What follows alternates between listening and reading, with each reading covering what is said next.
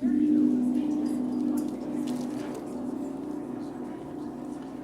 morning, everyone. Welcome to Unity on the River.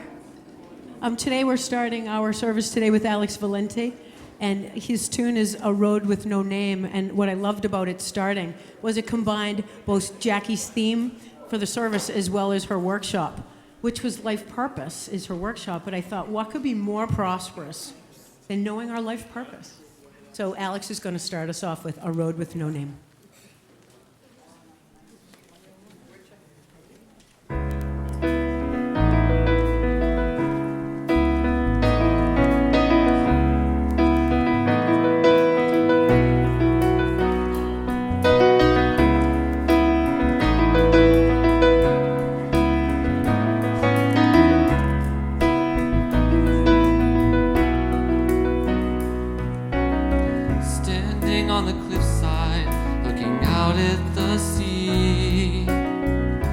Watching the waves crash against the shore.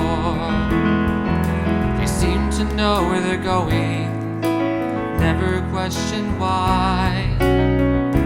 Each one the same as before.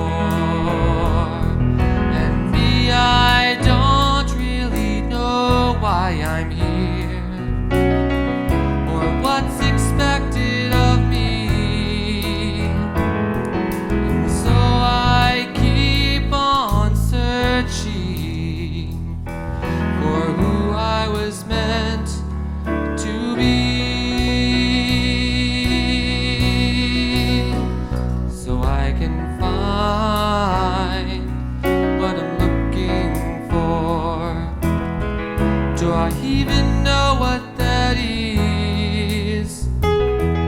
I know where I've come from, or where I am headed, or am I going down a road that has no name,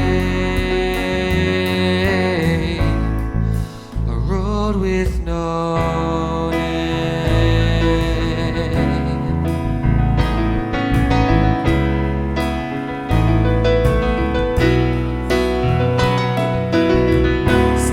Out the window, looking out at the rain, watching the raindrops coming down.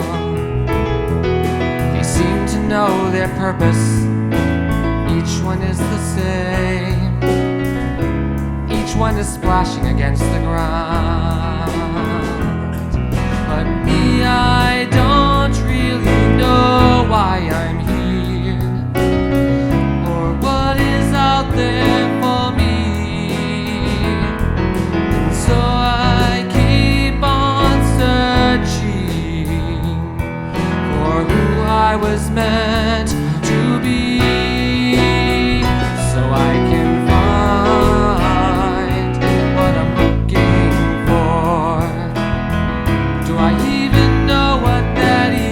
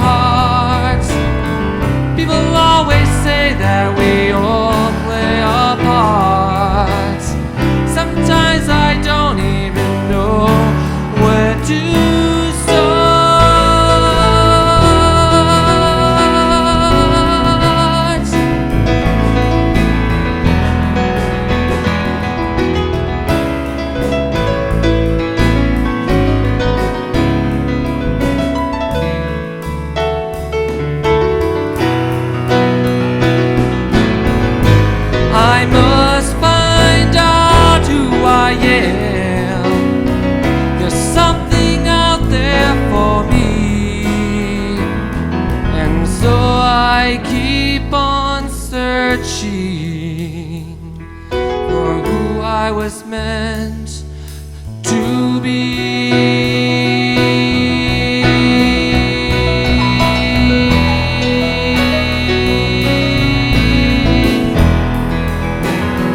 And I finally know who that is. Do I know where I've come from? Yeah, I'll find my way. I'll be going down that well-worn way, with the wind in my hair and the sun on my face. And I won't look back. Yeah, I'll find my place, and I'll finally have a road with a name.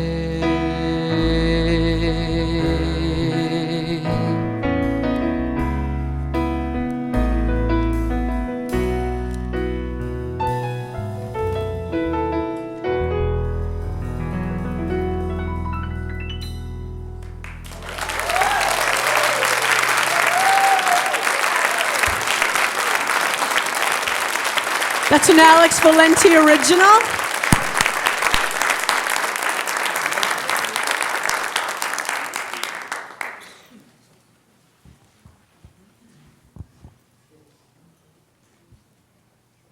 This next tune is Light Up Love.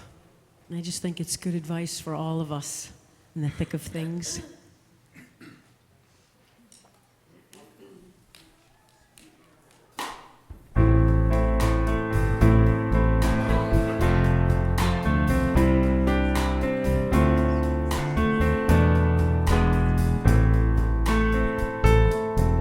A light burst of stardust, well favored to choose. I feel my soul knocking and a story unfolds. Then some love so holy will deliver the notes that soothe and reminds me of truth. I stand in the power of the wind so warm and rain that has all green grown. I look to the lights, they're mysterious and far. I don't ask for them now, I just bask in the stars and light up love. It's fuel for the fire. Light up love, elated or bruised. Light up love in any mood. We thought something was missing, but we'll find when we dare to light up love. Light up love. Love's endless circle, no first place nor end. I'm free to the light, I unite once again. And the love in that light, the yielding supreme. I walk just 2 steps and I feel what I mean. I stand in the power of the wind so warm and rain that has all green grown. I look to the lights, they're mysterious and far, but I don't ask for them now, I just bask in the stars and light up love. It's fuel for the fire.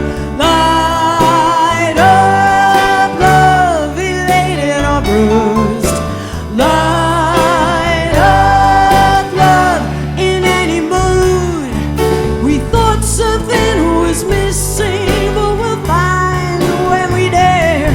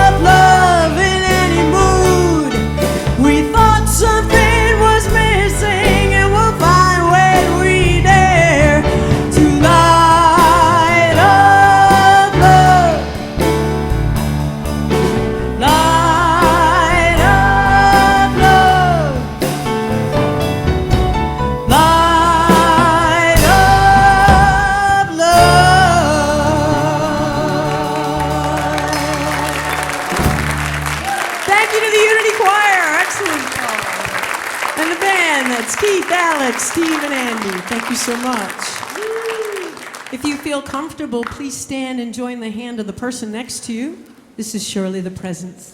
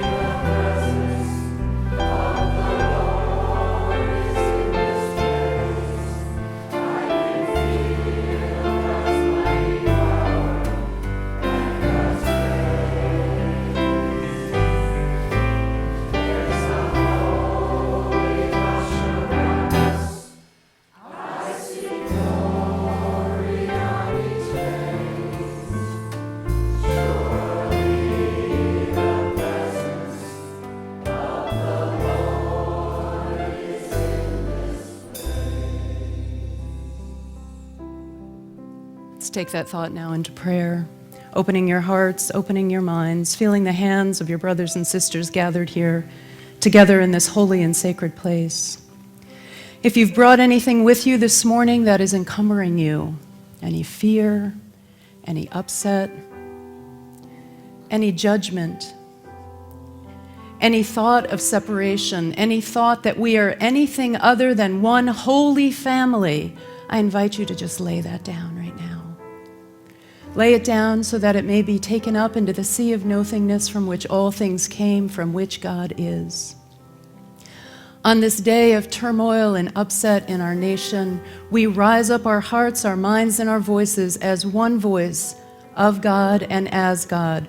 We affirm that faith without action is dead, and we affirm that we will be guided, and we are guided this now moment in this important time. How lucky we are to be alive right now, so that we can experience and express the fullness of who we are as one holy human family. And this is our prayer that we begin the service with. We say thank you, God, for all of the faith traditions here around the world celebrating today, for Christian and Jew and Muslim and Baha'i, Protestant, Catholic, Hindu, all the faith traditions that know, love, and affirm that there is just one God through us and as us. And so it is. Amen.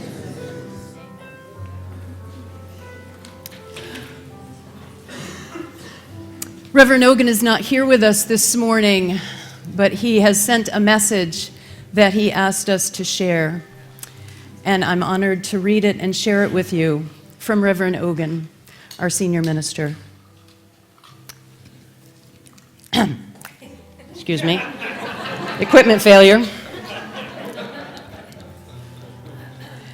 At this time on the average Sunday morning, I would be at church meeting with staff before service, praying with volunteers, taking a moment to center myself before giving my talk. Today, I'm still home in the Barbados. I feel bad for you, brother. Sorry. At the tail end of my vacation and the funeral services for my grandmother, like many of us, as my recent social media posts have suggested, I am greatly disturbed by the rash of executive orders from the president and the immediate and long-term consequences resulting from them. If I were in the pulpit today, I would be inviting the congregation to serve in compassionate action, the kind modeled by our way shower Jesus, by Mahatma Gandhi, by Reverend Dr. Martin Luther King Jr., who all spoke out and demonstrated against those who refuse to honor the rights of all humans and be treated equally, as well as those who stood silently by as atrocities we're committed. If I were in the pulpit today, I would be reminding all who could hear and see me that it would be easy for us as spiritual seekers to take each issue with the movement to #resist. Because we believe that what we resist persists. What is happening is not about us dwelling on negative thoughts. This is about walking our truth. This is about those who have privilege and are most likely unaffected by these chaos-inducing orders, remembering the eternal truth that we are all connected. And to cause harm to another is to cause harm to ourselves.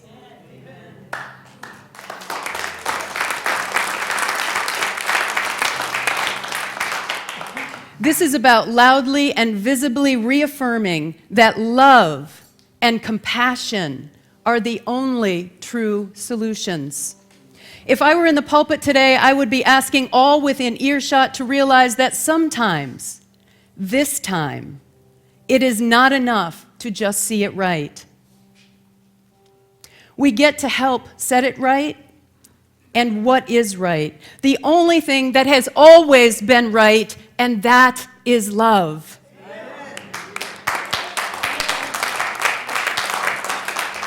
We are the face, we are the voice, we are the hands, we are the feet of divine love, and it's time to make that love visible through action. Call your congressmen and women. Participate in a march, donate to or volunteer organizations fighting for justice. Help me decide what is ours to do as Unity on the River. To be a compassionate community of love, safety, healing, and compassion. But I am not in the pulpit today. I got your back, brother. I'm right here. I'm letting my words reflect my intentions. I salute my fellow clergy who are in the pulpits around the world today, being brave and reminding their congregations that we said yes to being God in action, yes to being love in action, yes to being compassion in action. Why have we been in spiritual practice? For times just like these. Thank you, Ogun.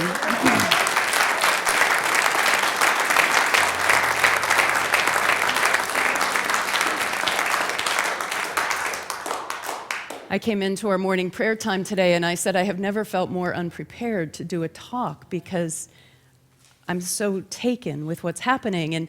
And I said, well, I'll just leave it at the feet of God and trust that it will all unfold. And then I'm sitting here and I'm kind of thinking, what do I do with all of this? And Peter walks up and says, here, read this. Thank you, God.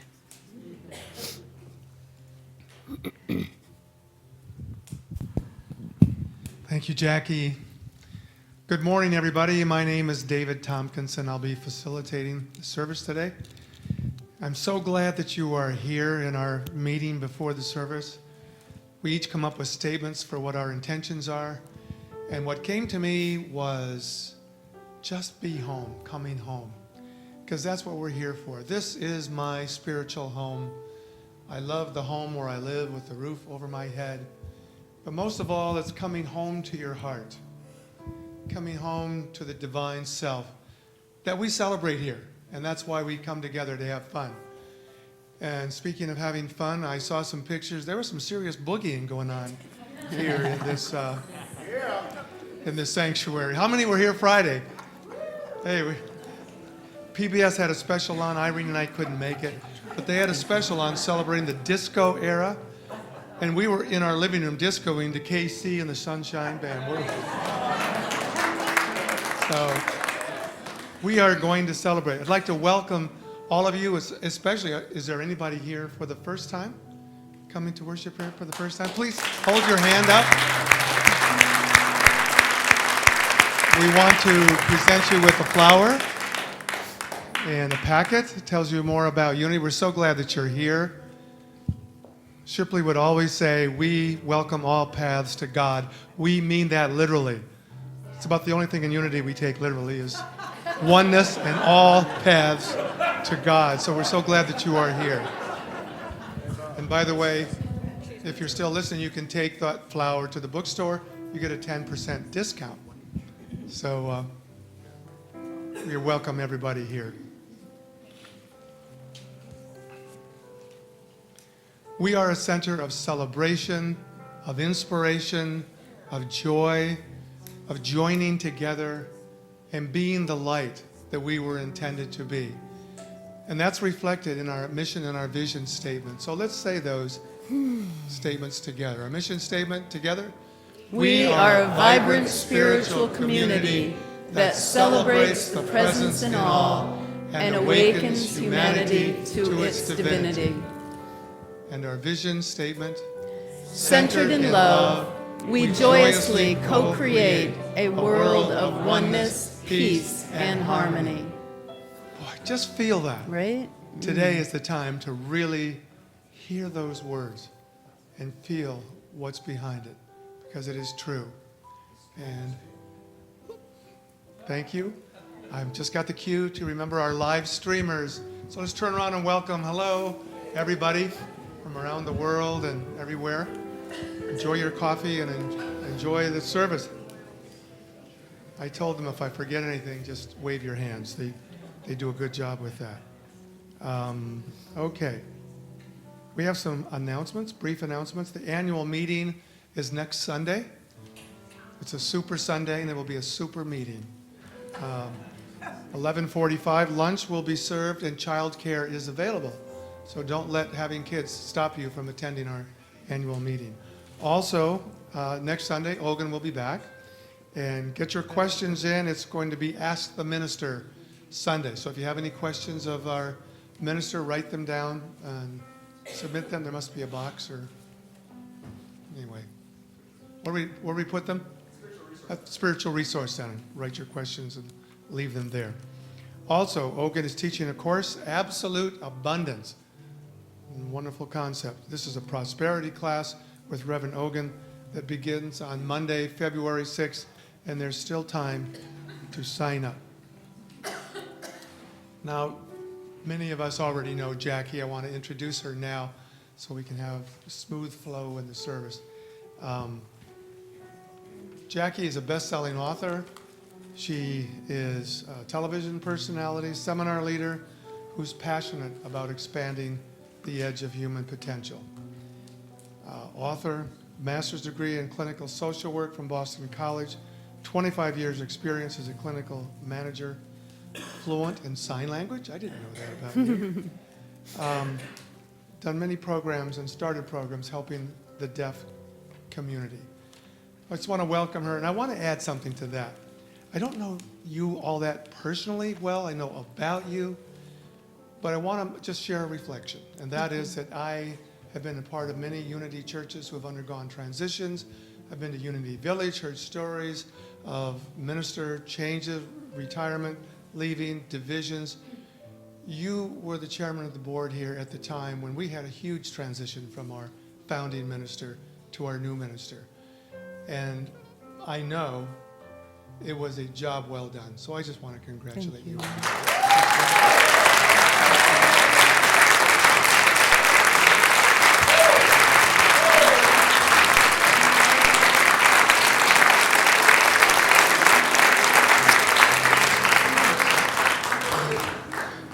We have a tradition here.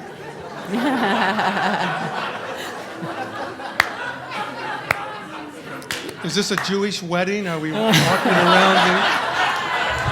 We welcome all paths to God. All Yeah, we all welcome paths all to paths God, to right, God. Jack? Yeah. Okay. All paths to God.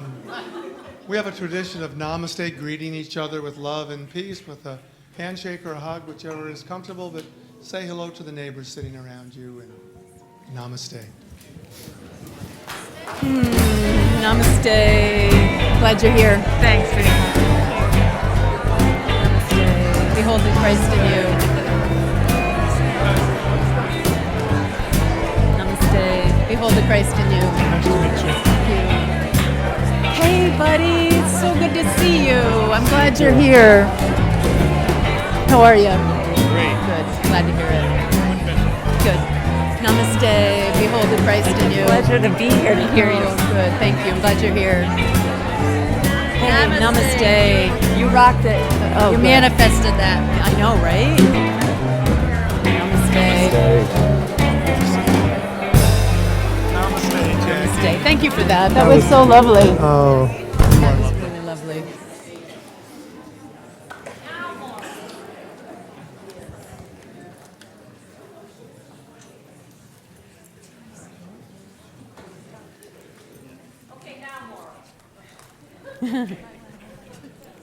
This is who I was born to be. Yeah, it is.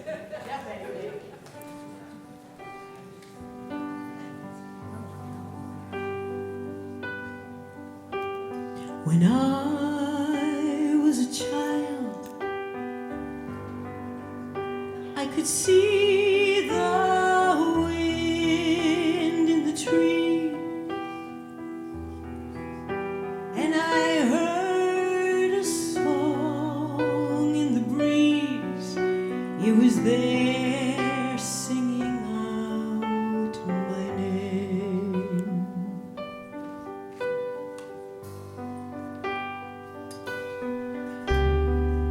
But I'm not a girl.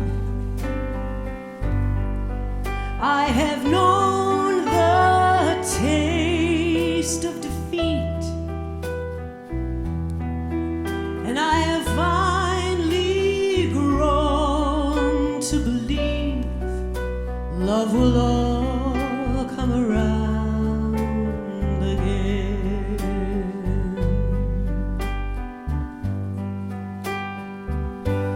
And though I may not know the answers, I can finally say that I'm free. And if this question let me hear that I am who I was born to be.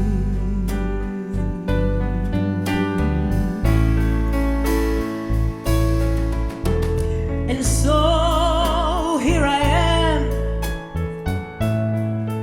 open arms and ready to stand. I've got my world in my hands, and it feels like it's my turn to fly.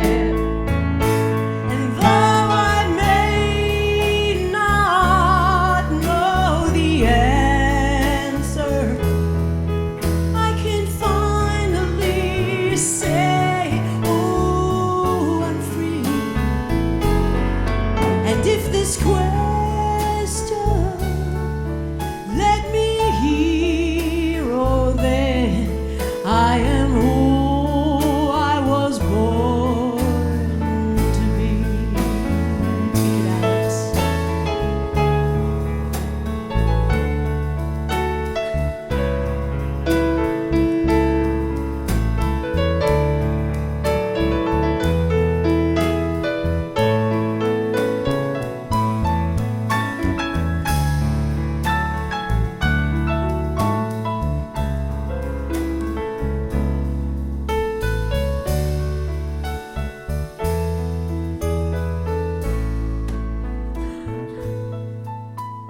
When I was a child, there were flowers that bloomed in the dark, unashamed to brave their spark, unashamed to take in the light. And though I may not know the answer, I can finally say that I'm free. And if this question let me hear, oh, then I am who I was born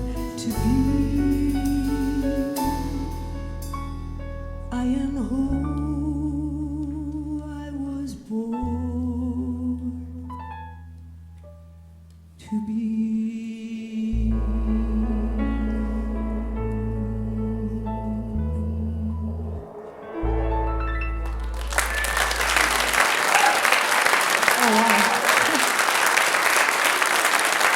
a lot. Thank you. Thanks so much.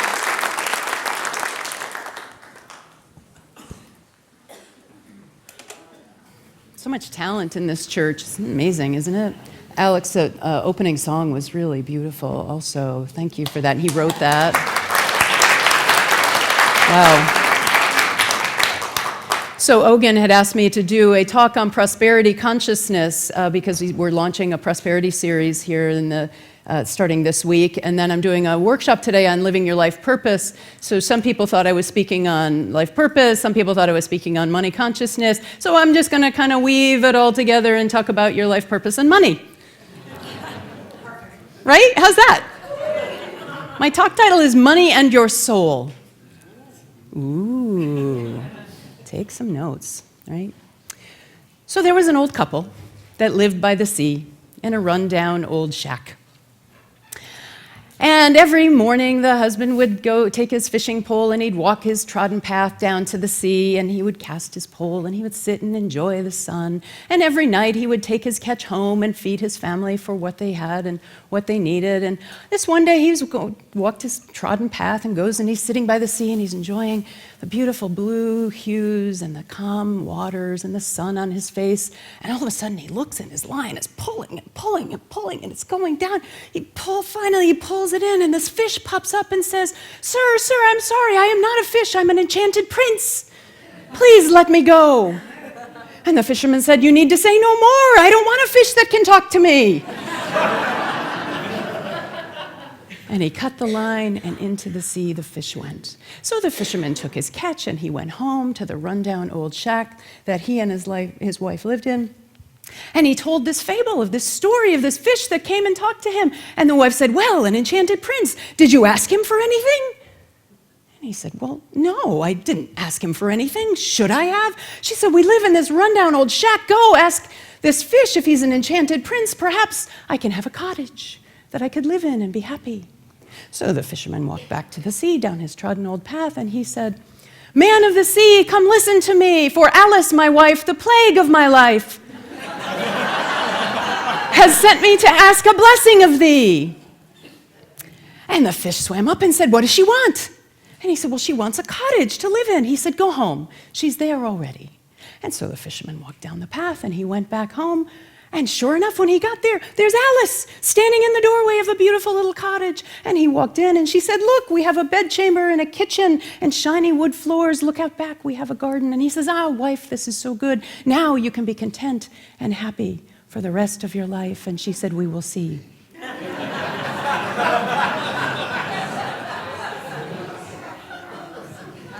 And all went well for a week or two.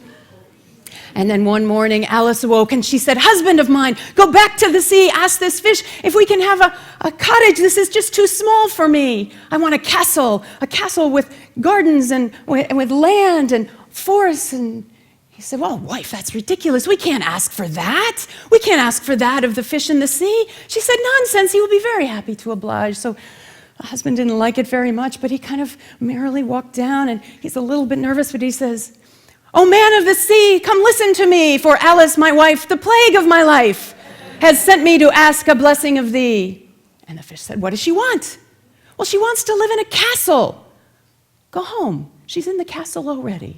And so the fisherman walks home, and sure enough, he gets there, and there's this enormous castle, and there's Alice standing in the door, and there's servants, and gold and trim is beautiful, and there's these enormous forests with deers and rabbits.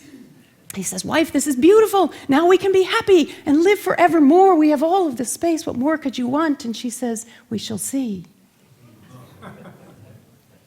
And that night she couldn't sleep. She was awake all night and she was waiting. She said, what else can I have? What else can I be? And as the sun arose, she looked and said, husband! And she knocked him out of bed, and he said, what? The sun and the moon. I shall command the sun and the moon. If I can have more, I can command all of the earth and all of the sun and the moon. Go back to the fish and tell him I shall be Lord over the sun and the moon. He said, wife, that's ridiculous. I can't go back and ask for that. And she said, no, you must go back and ask the fish. And he was very, very frightened. And with trembling, he walked out and he sees the ocean is now churning and gray and the sky is turning black. And he says, oh, man of the sea, come listen to me, for Alice, my wife, the plague of my life, has sent to ask a blessing of thee. And the fish comes up and he says, what does she want? And he says, she wants to be the Lord over the sun and the moon. And he says, go back to your home, to your shack, where you will live forevermore.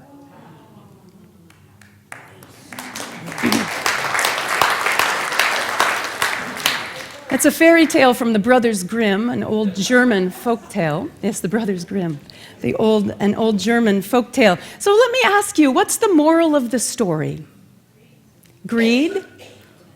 Content? Be happy with what you have, right? Be happy with what you have. And there's always, what did you say? Don't marry Alice. Don't marry Alice.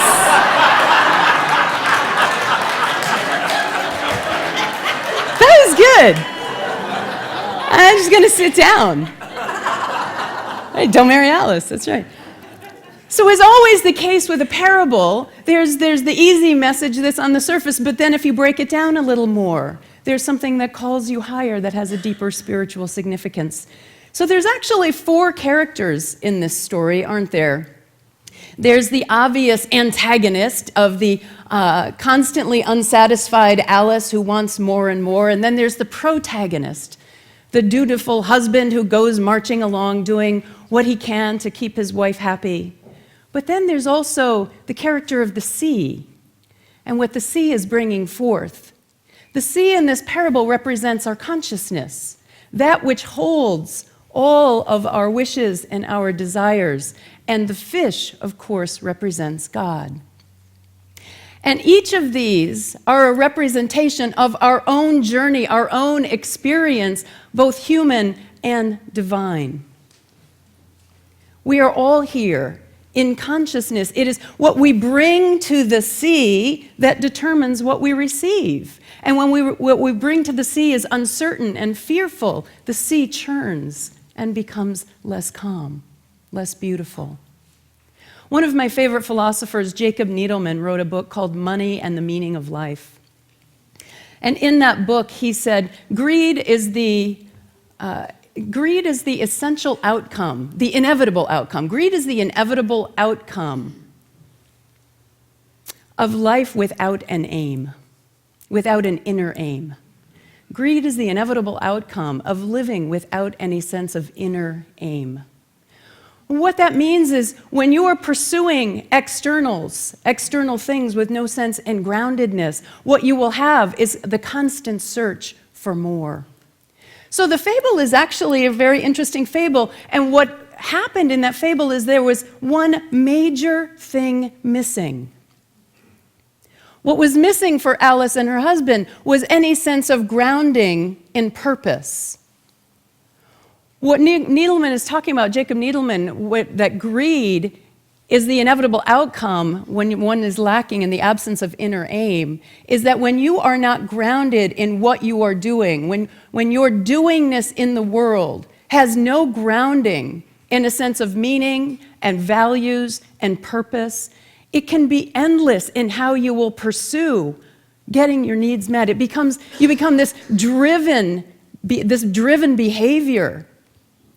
You know, what I see is that when you're run by the ego, when the ego is taking charge and your desires are just given by the ego, is that there's this quality where you either become very driven and anxious, and our relationship with money is often that, yes?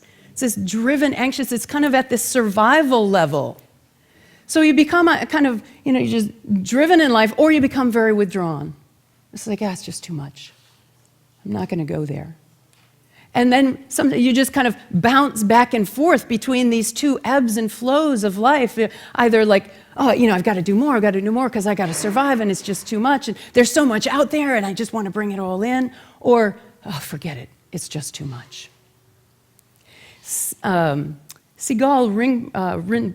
Rinpoche, in the book, The Tibetan Book of the Living and the Dying, wonderful quote that I want to share with you. that says, our driven behavior consists of cramming our lives with compulsive activity. Our driven behavior consists of cramming our lives with compulsive activity, so there is no time to confront the real issues. Our lives seem to live us, to possess their own bizarre momentum, to carry us away.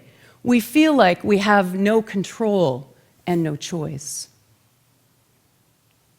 Any of you see yourself in that? Any of you see yourself now, in some ways, in the wife's incessant demands for more? Our driven behavior consists of cramming our lives with compulsive activity, so there is no time to confront the real issues. What are the real issues? The real issues are being clear that we are fulfilling our purpose. First of all, that we're clear that we even have a purpose. Then that we know what that is, and then that we commit our lives to moving forward toward the fulfillment of it. You see, the problem in this story isn't the wife's desire. In fact, let's look at this a little bit more deeply. Her desire is kind of cool. I mean, it's just like a kid in a candy shop. Like, it's endless. Life is big. How many of you feel that way? It's a big world out there. I say that all the time. There's so much to do. There's so much to experience. It's beautiful. But when desire is grounded in the ego, it will always lead to compulsivity, to addiction, to greed. It will lead you down a path of endless pursuit for the sake of pursuit, and it will never lead you closer to God. When desire is grounded only in the ego, it will just carry you along with no particular end. But desire itself is not the problem. Desire grounded and aligned with your purpose, with your essence, desire grounded in your values, will lead you always to the path of freedom. It will lead you beyond the confines of the ego. And by ego, I mean that part of us that believes we're the ones that make stuff happen, apart from God. I'm the one that's responsible for my well-being. I'm the one that's going to make me happy or successful. How many of you know that? And how many of you know that the minute you shift your focus and you align yourself with your purpose, with your values, with your God self on earth, it all just gets stupidly easy and fun and sexy even. It's just great because it's your doing gets infused with the truth of who you are. But when you are driven by the ego and driven by the desire, like the wife in that story, all you get is this endless more doing. Why am I doing this? I don't know. But I've gotten so used to doing it, I'm just going to keep doing it.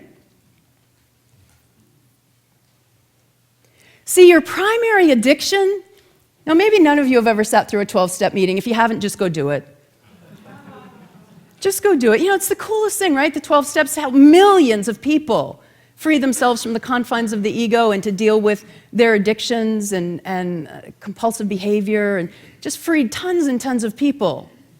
And do you know that when the 12 steps were first conceived by the people that worked on it and wrote it, they got it together and like, God, this is great. This is amazing. It's going to help so many people.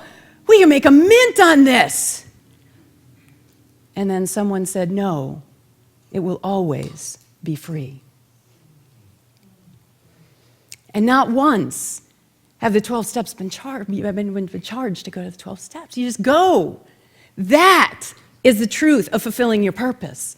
Coming up with this brilliant strategy for life and then bringing it forth into the world for the goodness of all people. Now, we do live in a world that has to have reciprocity. We have to pay for things. We have bills. We have to take care of that. So how do you juxtapose these two of needing to earn money but not being owned by money, not being owned by baseless desire? And how you do that is to just create a new game with money. So yes, play the money game. It's a great game to play. We have to have money. We live in this world. Well, I don't know, probably not have to, but just the way we live, the way we've chosen to live right now, we kind of have to have money. See, money is the biggest manifestation of ego in our culture. Money is the biggest manifestation of ego in our culture. Right up there with sex, but that's a talk for another day. We define ourselves so deeply. So one of the things I did this week in preparing for this talk was I actually just started paying attention in my consciousness to how often I think about money and how I think about money. Holy crap. Try it.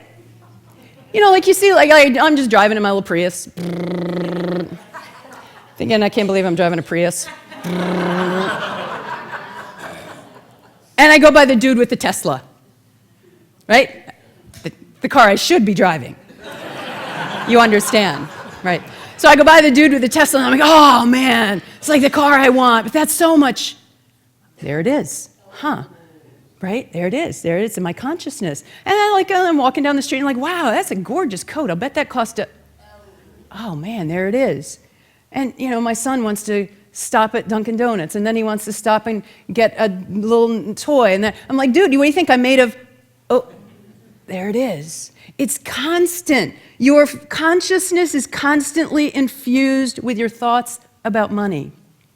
Money is the biggest manifestation of ego in our culture. You see it everywhere. You see it in what's happening in our nation right now, bringing back jobs, increasing the prosperity of the nation. Money is the root of all of what's happening in our consciousness that is not peaceful. So play the money game. I actually love making money. I'll be straight about that. I love money. Why? Because I know that money is substance. In Unity, we say, Charles Fillmore quote, it's going to come to me right now. Thank you. God is my source, and the consciousness of God is my supply. Did I say that right? I did? Because Shipley's over there. I hate it when Shipley comes to hear me talk. I love it. Like, if she doesn't come, then I get my feelings get hurt. And then she comes, I'm like, yeah. For those of you who don't know, or perhaps very new to here, Shipley is our fan. I'm sorry. What's that, hon? How do you get the consciousness of God? Wow, this is like a call and response. I love that. How do you? Can I answer that? I'm giving a talk. Do I answer him? Do you tell? Is he a heckler or is he? Yeah, no. You just go with it. All right, good. That's awesome. I didn't know this was call and response, but thanks for getting on board. My workshop starts at like 12 o'clock. I'll do a lot more of that, but what the heck? No, so how do you, what did you say? How do you listen to the consciousness of God? You are the consciousness of God.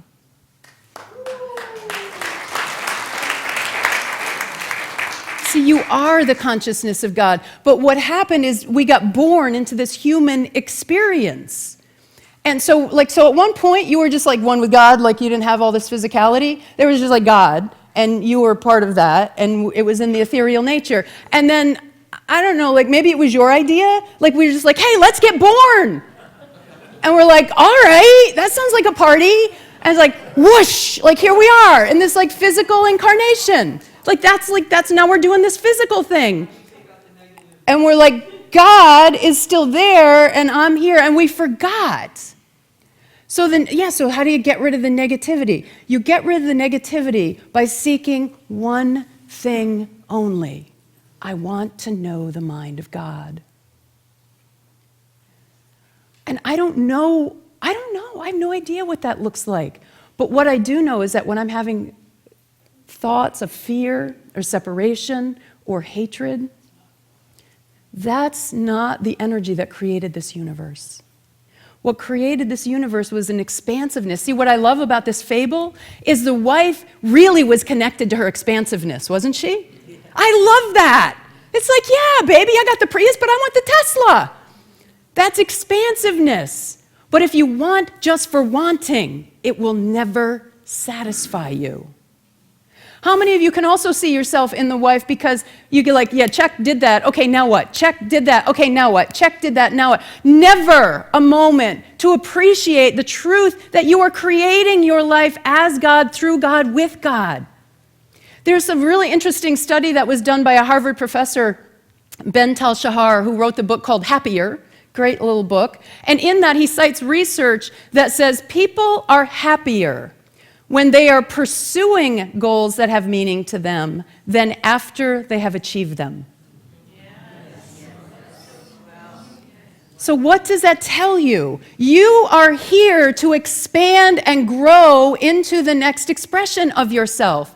So the wife's expansiveness really isn't the problem. It's that it wasn't grounded in anything of meaning. Wanting for wanting's sake will leave you void. Seeking self-expression, playing the money game because you want to enjoy God's substance. You want to, I kind of had a little I think I was Alice the wife, I hate to admit it. But my spouse, Heather said to me once, you've done all of this stuff, and it's so amazing. Can't you just be satisfied with what you have? And I was like, no.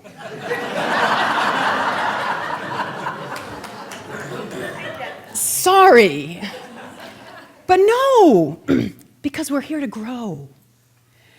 And I know in the depth of my being that there is always more God to experience and express. That's what we're here to do. So you come to the end of the fable and they end up right back where they started. But let's pretend that they have new eyes, that they have a new consciousness through all of this experience. And then what's possible? What's possible is that they can actually live their lives now with freedom. I love that song that Maura just sang. I may not know the answers, but I know that I am free. Freedom is the inner experience of being connected deeply with your God self. Being in your God self expression and knowing that that is what gives rise to your actions in the world. When you do that, when that's what you are seeking, your God self expression in the world, grounded in your purpose, aligned with your values, money is a second afterthought. As T.S. Eliot says, we shall never cease from our exploring. And in the end of all of our exploration, we will arrive at where we started and see that place again for the first time. That's our journey as spiritual seekers. To play the money game, but to play the money game not for money's sake. To play the money game to know yourself more deeply and more fully as God. Let's take that into some meditation.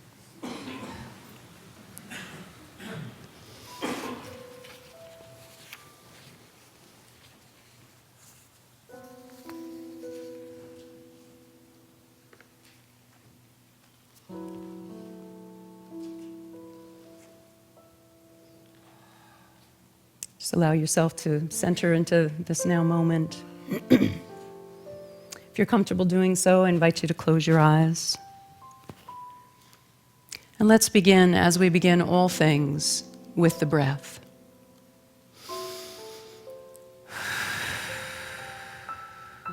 Centering yourself in this now moment. Opening your heart, opening your mind to connect with the consciousness of God that you are. Quieting the ego, simply noticing the thoughts, noticing the consciousness, and seeking more of your God self. Truth, oneness, action, peace, harmony.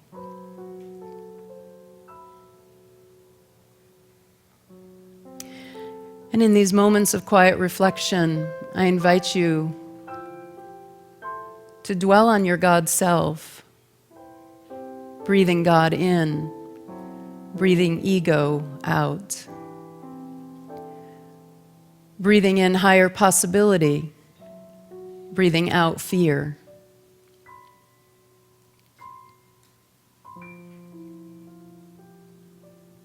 We are always divinely connected and divinely guided with what is ours to do. We can always walk more closely with our divinity.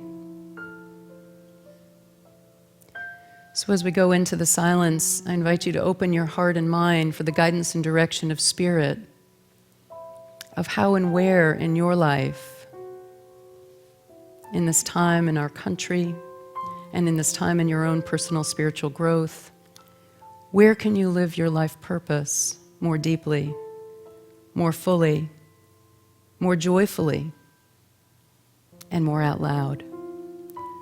Let's take that question now into the silence.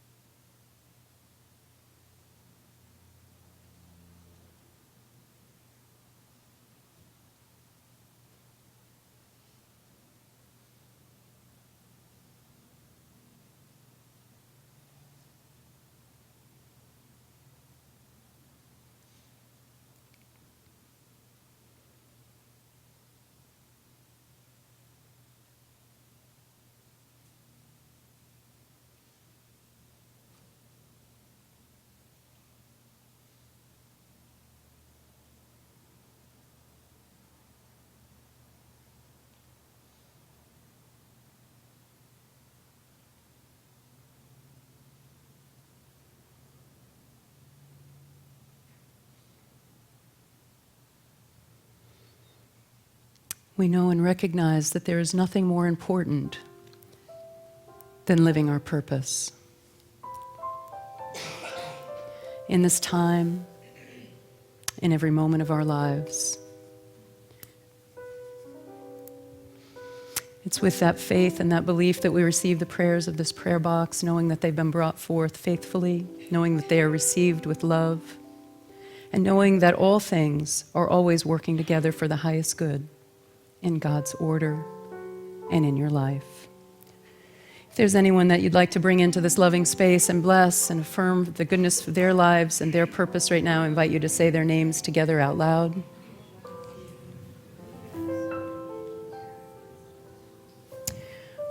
We offer our prayers and blessings on Reverend Ogan as he's traveling back this week from Barbados, and on his family as they complete their process of releasing his grandmother's soul into her next expression. She made her transition. We bless this church, and we bless this country. And we say, thank you, God. How lucky we are to be alive right now. Amen.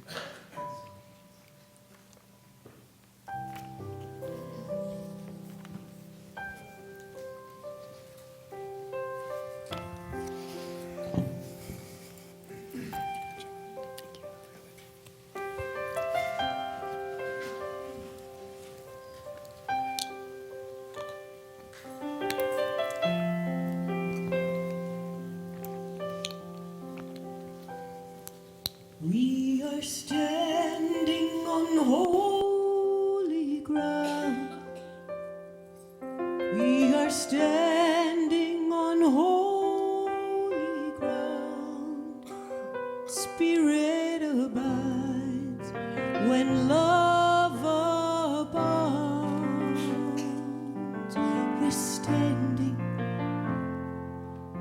We're standing on holy ground. We are standing on holy ground. We are standing on holy ground. Spirit abides when love abounds.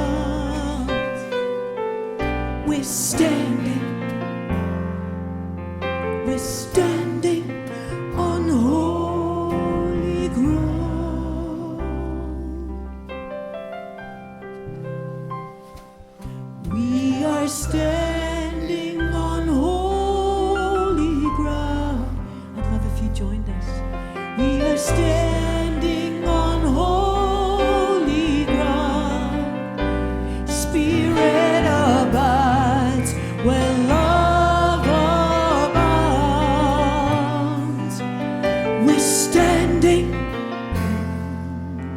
We're standing on holy ground. One more time.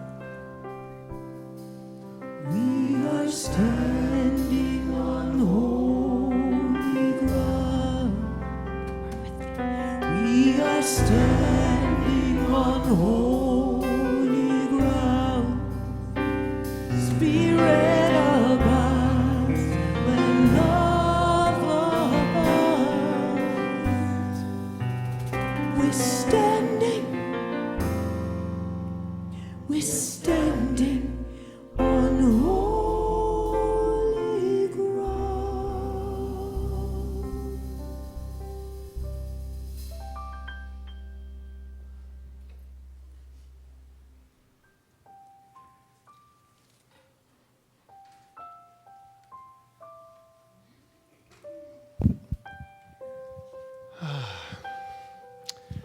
These are are exceptional times, and that was an exceptional message, Jackie. Thank you.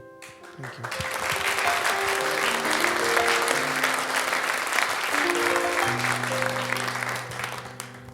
I'd like to honor our prayer chaplains who are sitting at the corners. Would you mind standing and allowing us to see who you are, these lovely people?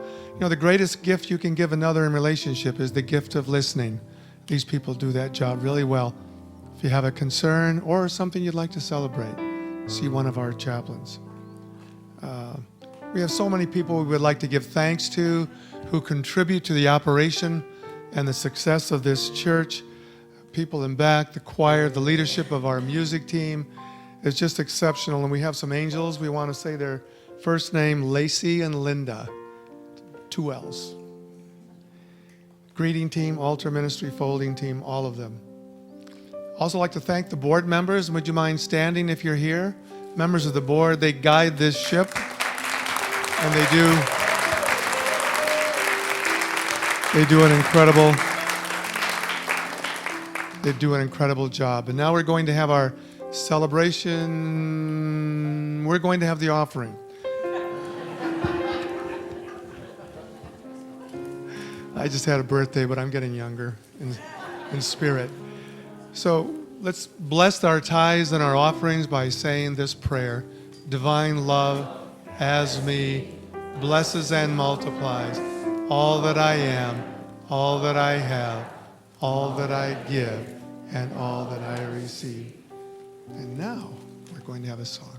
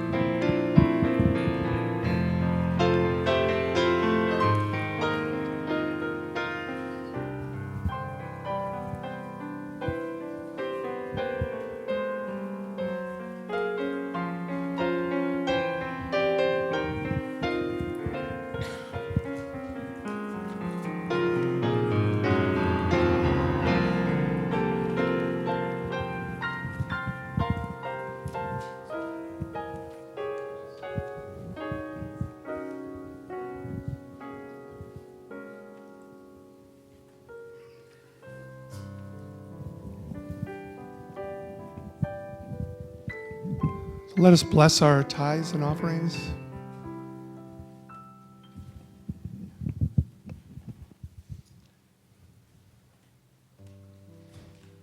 Got to cover all the corners.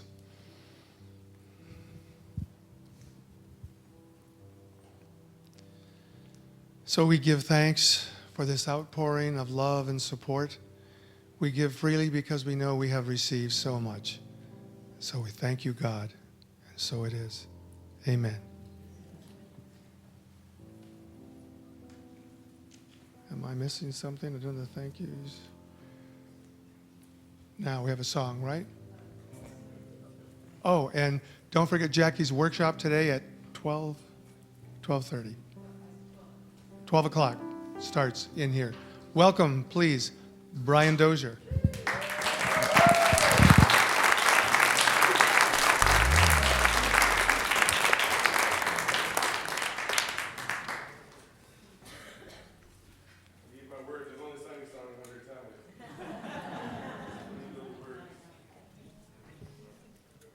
How's everyone?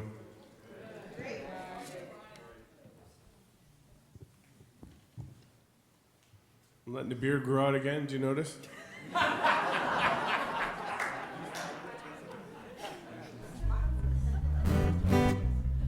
It's called Killing Time. Make sure my guitar's in tune. I have 2 more plays of Rumpelstiltskin, the musical, going on. It's been sold out. A couple of Unity people have been there. Loved your talk, by the way. Thank you. It really, I've been through that period in my life where we had to just like think about every time you think every time you reach in your pocket to do this, you go, why am I doing this? And then, anyway, it's very important. I'm sure your workshop will be great too. It's time for the dead and gone. It's time for the broken ones to live again. It's time for the dead to rise. It's time for the wings to fly, to live again. I can hear the calling, I can hear the sound of rain. Over the mountains, over the valleys, I hear the calling, and it's time. Over the mountains and over the valleys, I hear the calling, and it's time. It's time for the dead to sing. It's time for the walls to ring with songs of freedom. It's time for the numb to feel.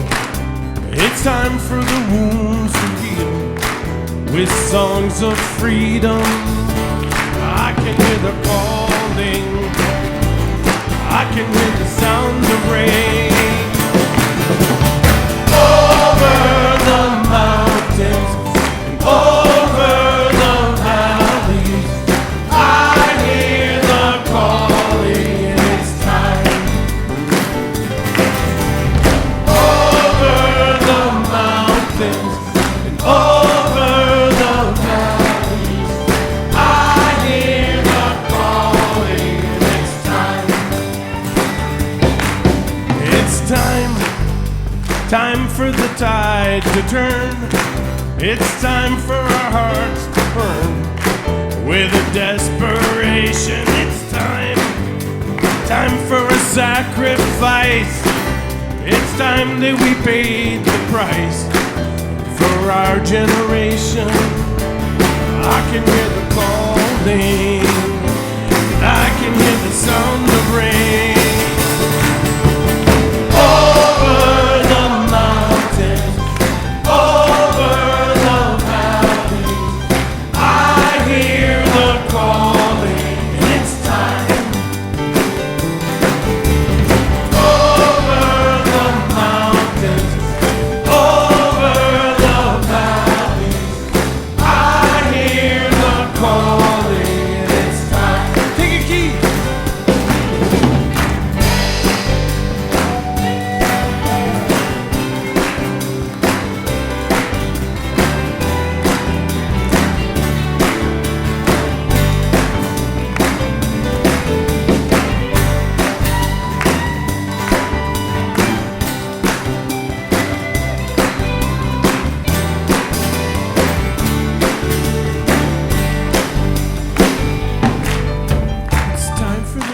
Dead to rise.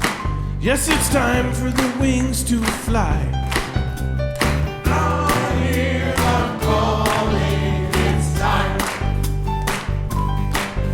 It's time for the numb to feel. Yes, it's time for the wounds to heal. I hear the calling, it's time. Yes, it's time that we pay the price. Yes, it's time for a sacrifice. I hear the calling.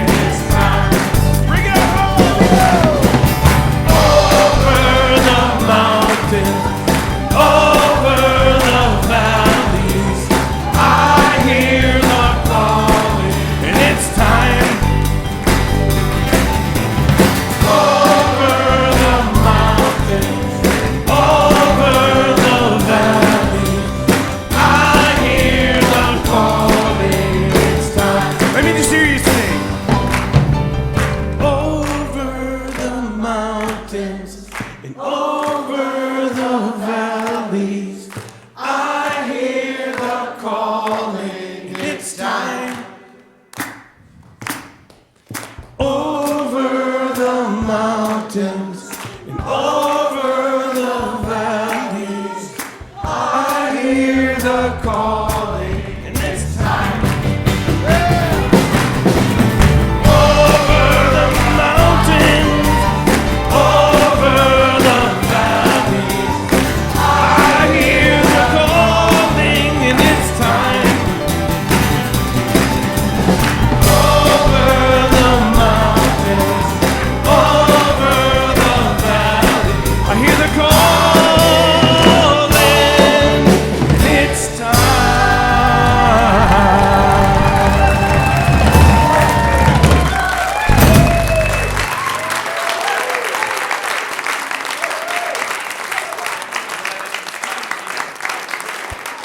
So let's bring in the children. It's time. Come on, kids.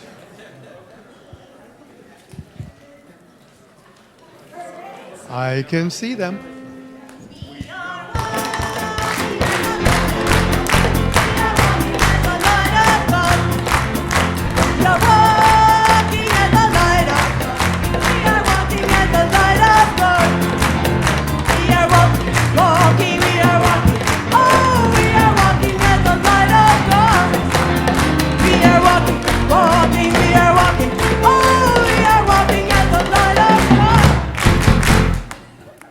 Good morning.